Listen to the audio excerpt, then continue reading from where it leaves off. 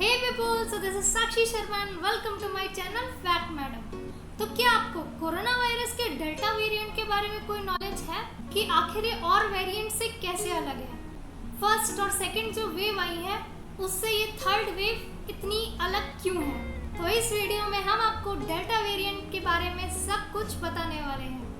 तो अगर आप इस चैनल पे न्यू है तो प्लीज इस चैनल को सब्सक्राइब कर दीजिएगा और वीडियो को लाइक करना तो बिल्कुल ही मत भूलिएगा।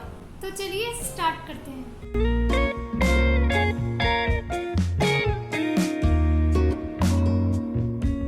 तो एक साल से ज्यादा टाइम में पहली बार हम कुछ आशा या कम से कम सतर्क आशावाद फील कर रहे हैं कि पैंडेमिक अपने बैकग्राउंड पे वापस आ चुका है।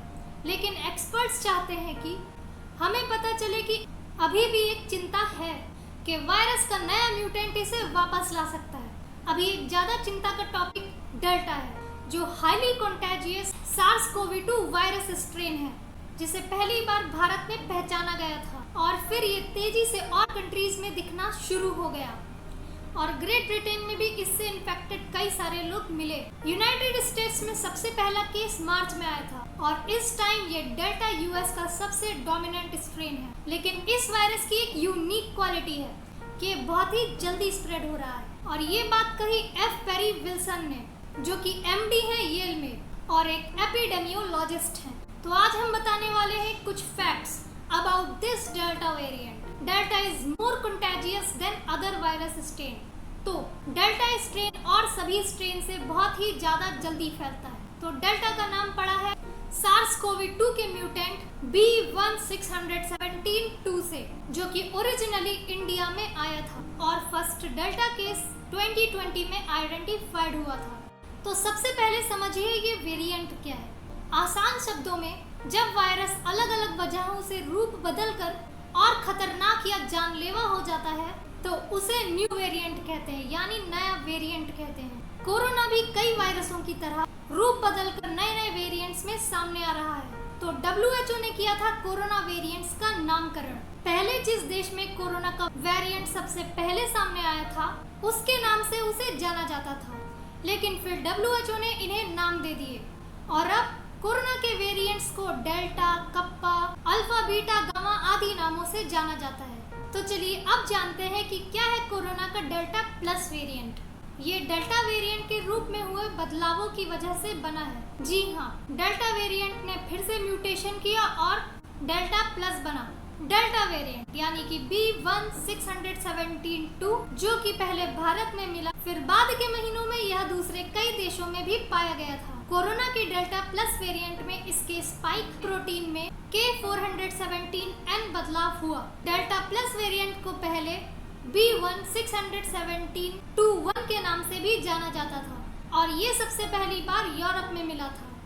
आपकी जानकारी के लिए हम आपको बता दें कि स्पाइक प्रोटीन कोरोना वायरस का सबसे जरूरी हिस्सा है, क्योंकि इसी की वजह से कोरोना वायरस मानव शरीर में घुसकर इन्फेक्शन फैलाता है।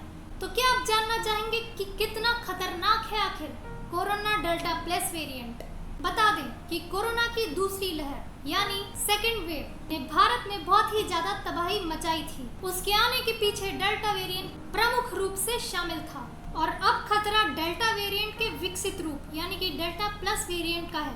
कोरोना की संभावित तीसरी लहर के पीछे यह वेरिएंट प्रमुख रूप से शामिल हो सकता है। इसके आने की वजह एक्सपर्ट्स द्वारा हाल में जताई गई चिंता है। तो डेल्टा प्लस वेरिएंट इम्यूनिटी और वैक्सीन दोनों को चकमा दे सकती है। मतलब वैक्सीन, जिसे अभी तक कोरोना से लड़ने का प्रमुख हथियार माना जाता था, अब ये वेरिएंट उसे भी चकमा दे रहा है। अगर डेल्टा प्लस वेरिएंट उसे भी भेद कर अपनी चपेट में ले सकने की ताकत रखता है तो स्थिति गंभीर होने की आशंका है। डेल्टा प्लस वेरिएंट पर वैक्सीन के संभावित रूप से असर न करने की आशंका क्यों है? क्योंकि डेल्टा प्लस में केवल ओरिजिनल डेल्टा वायरस की ही विशेषताएं नहीं है, बल्कि इसमें K417 का म्यूटेशन भी है, जो कि साउथ अफ्रीका में मिले बीटा वेरिएंट में भी मिला था।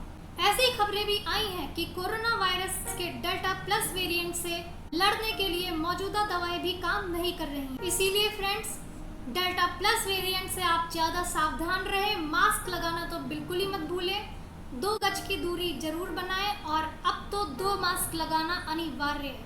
So guys, thank you for watching this video. अपना ख्याल रखिए, साथ ही अपने परिवार वालों का भी ख्याल रखिए और बाहर से आने के बाद हाथ जरूर धोएं। So thank you guys, thank you for watching this video. I hope you enjoy the content. Please do subscribe, like, comment and share, ताकि ज़्यादा से ज़्यादा लोगों को भी इस बारे में पता चले। So thank you.